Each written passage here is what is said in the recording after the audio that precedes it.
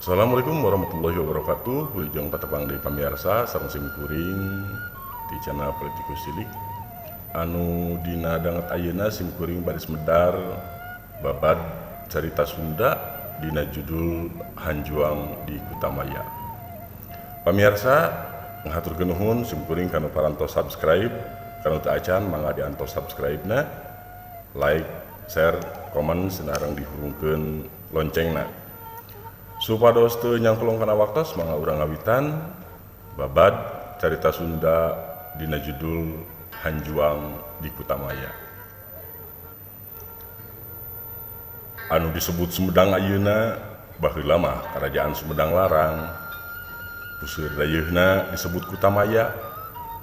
Ari nu jadi rajana nyaeta Pangeran Gesan Ulun, turunan Raja Pajajaran anu katelah Prabu Siliwangi.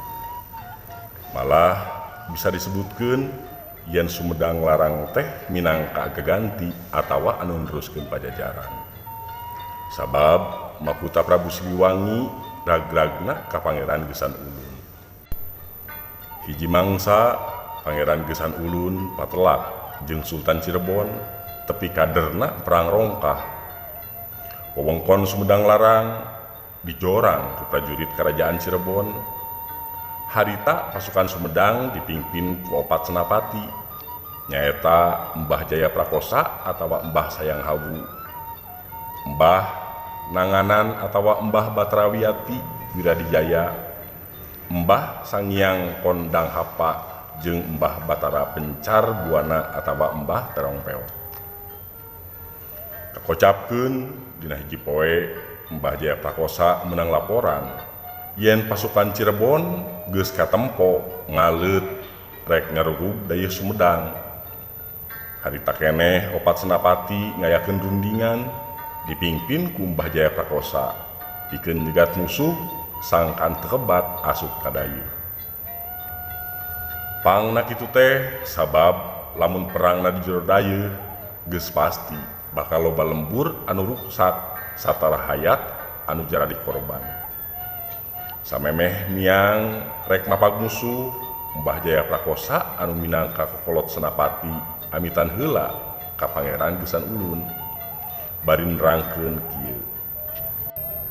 Gusti Prabu mah linggih wae di karaton, teu kedah ngaraos salempang. Sawios mamang wae anu bade mayunan musuh mah.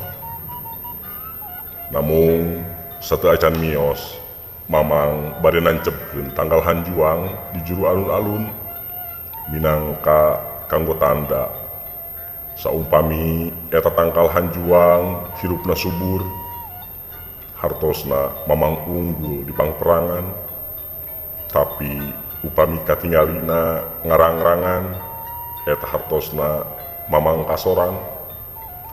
Tah upami kitu karaton enggal-enggal geralihkeun bilih pasukan Cirebon ngarurug ka dieu. Sanggeus kitu Mbah Jaya Prakosa nancepkeun tanggal Hanjuang di juru alun-alun Kutamaya. Geus kitu mah ring wae pasukan Sumedang teh indit ka medan laga. Der perang campuh aya poena. Korban ti dua pihak kanana geus teu kaitung lobana. Layon pagoletak kitu deui anu karatu. Dina akhirna pasukan Cirebon kariripuhan sabab loba pisan anu palastra. Anu harirup keneh gancang ngarejat ti pakalangan. Mbah Jaya Prakosa terus dibaberi. Anu ngababrik musuh bet kamalinaan, tapi ka senapati anu tiluan leungiteun. Diraguan aya poena angger teu datang-datang. Teg wae maranehna boga sangkaan yen Mbah Jaya Prakosa geus kasambut waktu keur ngungudag musuh.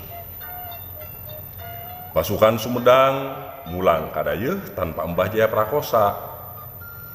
Prabu Gesan Ulun ngarasa salempang jeung bingung sabab senapati andelanana henteu mulang ti medan perang. Kumaha lamun Cirebon ngarurug deui ceuk dina pamikiranana. Kusabab kitu Prabu Gesan Ulun buru-buru mindahkeun karatona ka dayeuh luhur. Kacaritakeun sanggeus ngabrik musuh sakitu lilana, Mbah Jaya Prakosa ngulang deui ka Sumedang. Kacida kageteunana waktu asup kadayeuh anu geus kosong, geus teu wae nyangka yen karaton dipindahkeun ka tempat sejen. Naha Sang Prabu make mindahkeun karaton ceuk dina pikirna. Kapan aing mah teu kuat kieu? Tuh buktina tangkal hanjuang di juru alun-alun angger hidupna subur. Mbah Jaya Prakosa laju ngajugjug ka dayeuh luhur. Sadatang-datang ieu senapati terus nganaha-naha ka Pangeran Gesan Ulun. Dumeh geus mindahkeun karaton bari teu merhatikeun tangkal hanjuang anu dipake Ciritea. Sang Prabu ngaku kana kasalahanana sabab cenah harita teh awahing ku gempeur lantaran Mbah Jaya Prakosa henteu mulang bareng jeung prajurit Sumedang. Ya pamirsa, mung sakitu anu tiasa kapihatur, kirang langkungna sim kuring nyuhunkeun dihapunten. Billahi taufik wal hidayah. Wassalamualaikum warahmatullahi wabarakatuh.